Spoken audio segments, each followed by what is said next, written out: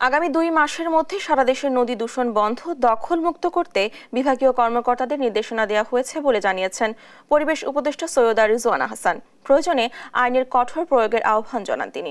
সকালে বাংলাদেশ রিভার ফাউন্ডেশনের উদ্যোগে বিশ্ব নদী দিবসের অনুষ্ঠানে এসব কথা বলেন উপদেষ্টা। পরিবেশ রক্ষায় নদী থেকে বালু উত্তোলন নিয়ন্ত্রণে ব্যবস্থা নেওয়ার আশ্বাস দিয়ে তিনি বলেন, পলিথিন ব্যাগ ব্যবহার বন্ধ করে পাট শিল্পকে পুনরুজ্জীবিত করতে হবে।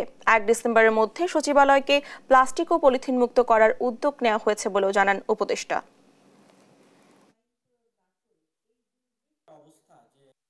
সকল বিভাগীয় কমিশনারকে নির্দেশনা দিয়েছি যে তারা আগামী 2 মাসের মধ্যে তাদের বিভাগের নদীগুলোকে দখলমুক্ত করার একটা কর্মপরিকল্পনা দেবে আমাদেরকে। আমরা পলিথিন প্লাস্টিকের বিরুদ্ধে একটা প্রক্রিয়া শুরু করেছি, আপনারা সেই প্রক্রিয়ায় সম্পৃক্ত হবেন। সম্পৃক্ত হবার কিছু উপায় আছে।